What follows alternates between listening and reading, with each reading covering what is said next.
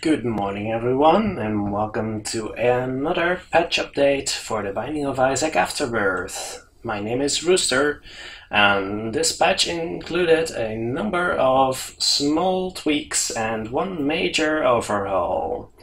So let's get started with the small stuff and then hopefully end with a bang. The developer of Isaac has asked before this patch went out which items were in need of a buff, and the community has replied with a lot of items, some of which have indeed received updates, such as Shoot the Whoop, which now deals twice as much damage as it did before. Butterbean will now knock back bullets as promised in the introductory videos for the Binding of Isaac Rebirth. Abel will now shoot in your direction instead of the opposite direction of which you are shooting in. It is debatable whether this is actually useful or not, but people will have to try them out again. Other items that were mentioned are the scissors, which were buffed from a 6-room charge to a 2-room charge. Damage was unchanged, however. The friendly ball, otherwise known as the Pokeball, was buffed from a 4-room charge to a 3-room charge, which doesn't look like much, but do keep in mind that the recharge applies for every time you throw the ball. So you throw the ball and catch an enemy, then it takes 3 rooms to recharge, and then you throw the ball, and it takes 3 rooms to recharge before you can catch an enemy again. Kane's Other Eye is another item that was buffed, which now will scale with your damage. Curse of the Tower is an item that often shows up in red chests and will spawn troll bombs in the room whenever you get hit. Now, it used to be that these bombs, when they hit you, also caused more bombs to spawn because you got hit, which might result in an endless loop of troll bombs spawning in the room and you slowly dying, especially in small rooms. So therefore, bombs created by Curse of the Tower no longer cause more bombs to spawn.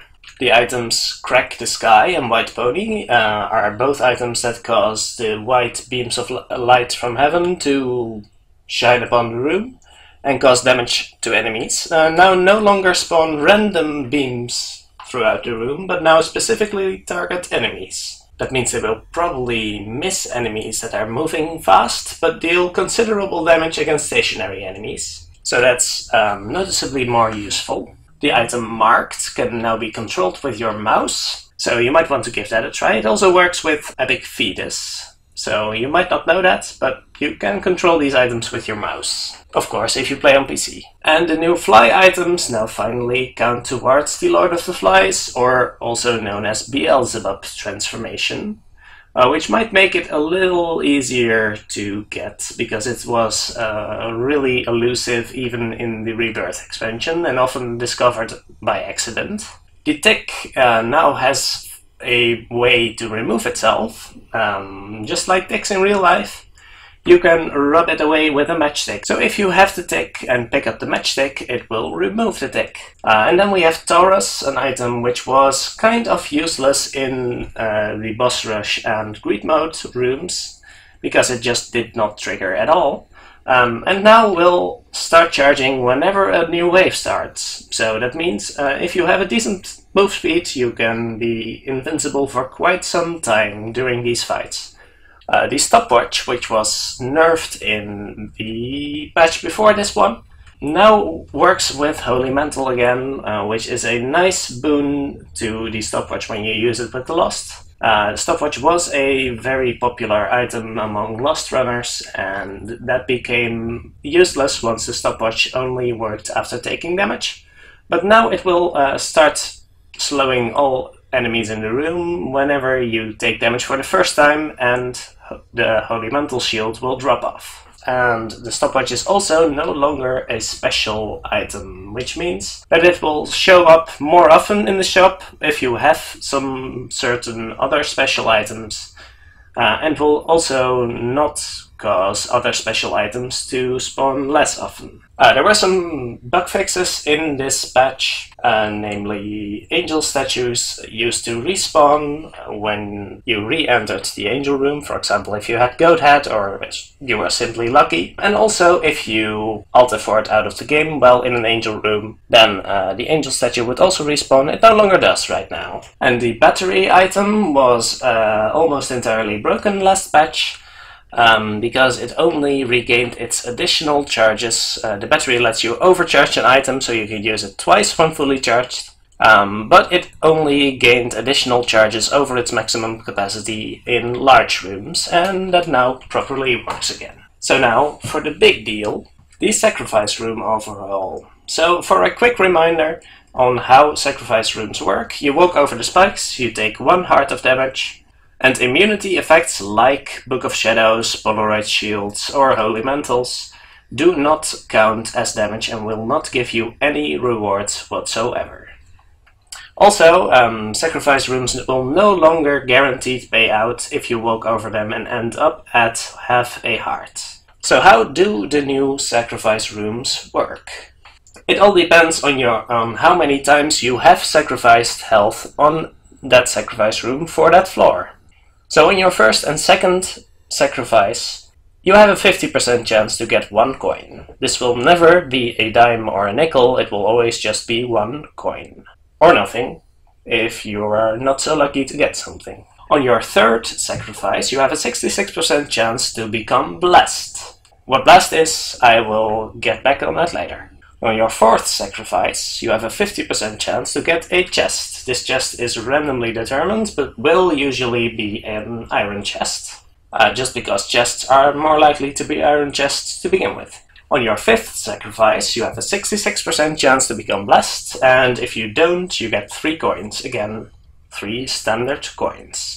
Your sixth sacrifice will give you a chest in 66% of occasions and will teleport you to the angel room in the other 33% chance, 0.33 repeating of course, and will force your devil or angel deal to be an angel deal if available. So unless you've already seen the room to be a devil deal, it will be an angel room when you teleport to it.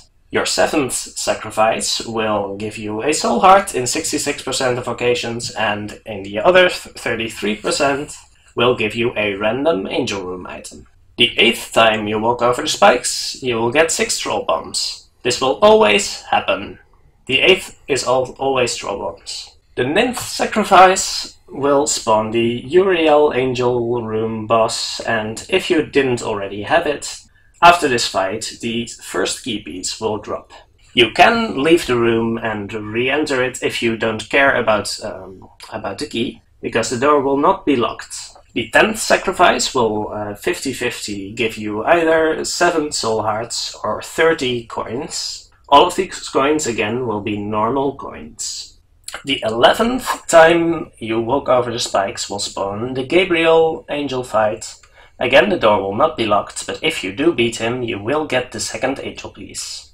And for the 12th and onwards time you walk over the spikes, in 50% of occasions you will be teleported to the dark room straight away. So to clarify, you feel blessed means you get an additional chance to have an angel room if you do deserve a special room after your boss fight. So let's say you're on the 3rd floor, you already had a devil deal on your last floor, so you have a 25% chance to get a devil deal. Now if you become blessed, there's a 50% chance of that 25% that instead of a devil deal, you get an angel deal. So in like 4% of times you get an angel deal, and in 21% you get a devil deal, and in 75% you get nothing. Still. The you feel blessed on the 5th sacrifice is a little bit different because it will give a much larger boost. So it will give you an angel room in 50% of occasions. This will stack with the first bonus, so together it will be a 65% chance,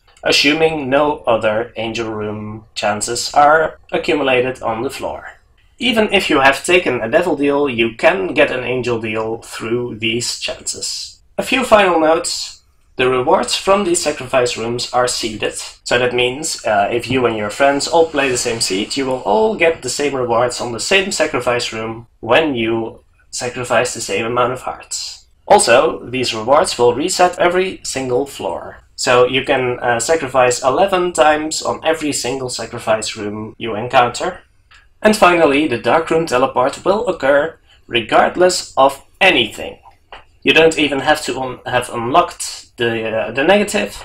You don't even need to have beaten Mom for this to happen. But do beware that this can happen even as soon as the first floor, assuming you can sacrifice 12 hearts. Alright, that was all for this patch. I hope this has been of some use for you. I have left out some very minor things, but as far as we know so far, this is all that has been changed.